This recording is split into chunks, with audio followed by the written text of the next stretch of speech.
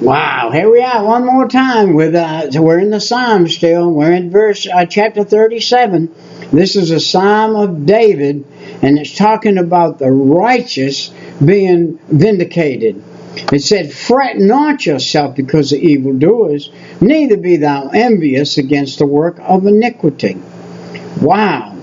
There are some things that are anticipated in this psalm, the principles of difficulty, which confuse some people. I can think that they're going to get saved and never have any difficulties. No, when you get saved, your difficulties begin. The devil don't like you. And the closer you get to Lord, the more he's going to come again you. And so you have to watch out for that and be ready. You'll be hated by a lot of your fellow men that at one time you used to drink with and do all kinds of things with. Now they hate you. Hey, you know what was funny? The last poker game I had in my house before I got saved, after I got saved, the men, there was about 5 or 6 men used to come play poker with me every Friday night. And of course I furnished the alcohol and stuff too. But I got saved. You know what? Nary one of them ever came back. I said, there'll be no more drinking in this house. You can come for a Bible study. None of them. Matter of fact, I haven't till today seen. I don't know if I've seen any one of them from today. It was like they scattered like a blowed up star, and they were gone. And verse 2, "For they shall soon be cut down like the grass, and wither as the green herb." 3, "Thus the Lord, and do good. Trust the Lord and do good. So shall you dwell in the land, and verily you shall be fed." Whew, man, that is wonderful. "Delight yourself also in the Lord, and he shall give you the desires of your heart." If you're delighting in him, the desires of your heart are going to be to do good and to be wise and to have the things that he would think about and desire. "Commit your way unto the Lord. Trust also in him, and he shall bring it to pass. And he shall bring forth your righteous as the light, and your judgment as the noonday." These things will ultimately come to you if you're following God over the years. I can say this. I'm living in a $250,000 house that's paid for. Why? Because God allowed us to build it and pay for it. And I'm a poor man, a very poor man. I'm considered poverty. I'm at the lower end of the totem pole. Paid Social Security and all my life, and the check I get doesn't cover the bills I have. If I had a house payment on this house, I would absolutely, positively have to sell it and move into housing that the government would pay for because of the little bitty check I get. It's not enough to survive on. And so the world is not going to watch out for even for its own kind. The money that's being wasted in Washington could be feeding those who really need it. Rest in the Lord and wait patiently for him. Fret not yourself because of him who prospers in his way, because of the man who brings wicked devices to pass. I shouldn't probably have just said anything then about Washington, because that's who's bringing the devices against the poor so they can enhance themselves. And cease from anger and forsake wrath. Fret not yourself in any wise to do evil. I need to just pay attention to where I am and leave the rest of the world alone. And for evildoers shall be cut off, but those who wait upon the Lord, they shall inherit the earth. So one day, this thing's going to get reversed. And those of us who are pressed down and oppressed will be inherit the earth. Wow. Man, that is something good. Verse 10, for yet a little while, and the wicked shall not be. Yes, you shall diligently consider his place, and it shall not be. Wow. But the meek shall inherit the earth, and shall delight themselves in the abundance of peace. Wow. Isaiah 2 and 4 tells us something about that. The good and the wicked continue. Verse 12. The wicked plot against the just, and gnash upon him with his teeth. And the Lord shall laugh at him, for he sees that in his day, wow, is coming.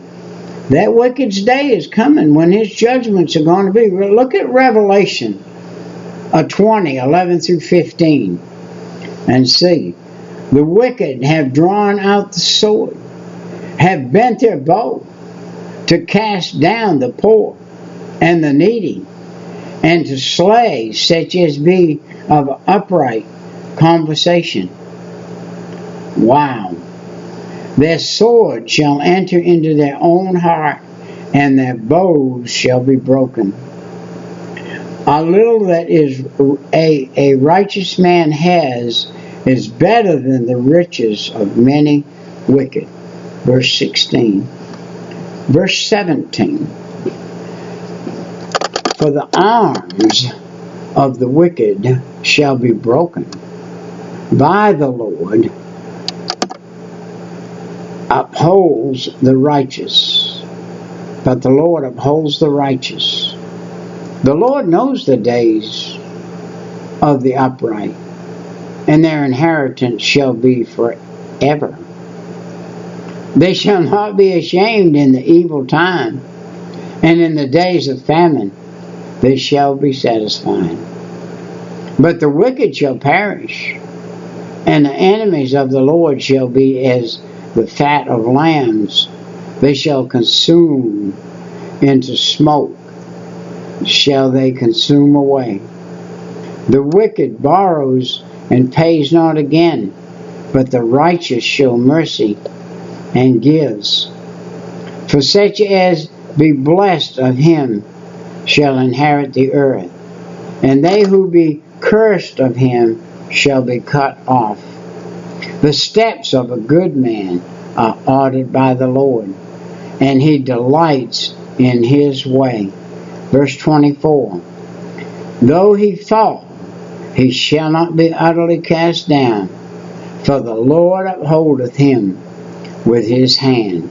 25. I have seen the young, and now am old, yet I have not seen the righteous forsaken, nor his seed begging bread. What a promise God gives us, that we don't have to beg bread, that he's going to take care of us, and that he will never forsake us. And it's not that we won't ever be poor, because we can be poor and still be righteous. He is ever merciful, and lends to his seed is blessed.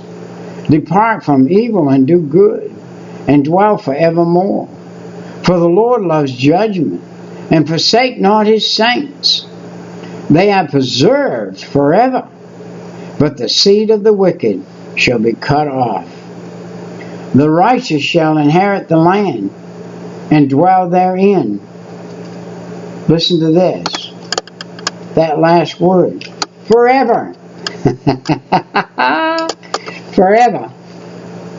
And wow, forever. The mouth of the righteous speak wisdom, and his tongue talks of judgment. The law of his God is in his heart. None of his steps shall slide. But the wicked which the wicked watch the righteous, and seek to slay him. The Lord will not leave him in his hand, nor condemn him when he is judged. Wait on the Lord. Keep his way, and he shall exalt you and inherit the land. When the wicked are cut off, you shall see it. I have seen the wicked in great power, and spreading his like a green bay tree. Yet he passed away, and lo, he was not. Yes, I sought him, but he couldn't be found. Mark the perfect man, and behold the upright, for the end of that man is peace. You know that perfect peace in Jesus Christ? That's what comes with that man who follows God. But the transgressors shall be destroyed together. The end of the wicked shall be cut off. But the salvation of the righteous is of the Lord. He is their strength. Wow. In the time of trouble. You look in verses 38 and 39 in what you're seeing here. And these, they're speaking of the end time, right at the battle of Armageddon that will take place. And the Lord shall help them and deliver them. He shall deliver them from the wicked and save them because they trust in him. Zechariah 13:1 talks about this particular verse. If you go there, we're going to call that good for chapter 37, and we've done it in 12 minutes. And that's just reading it now. To study it, it would have took me 35-40 minutes to put it on here, and to study it would have took a day or two. We'll see you next time. Right. Bye-bye.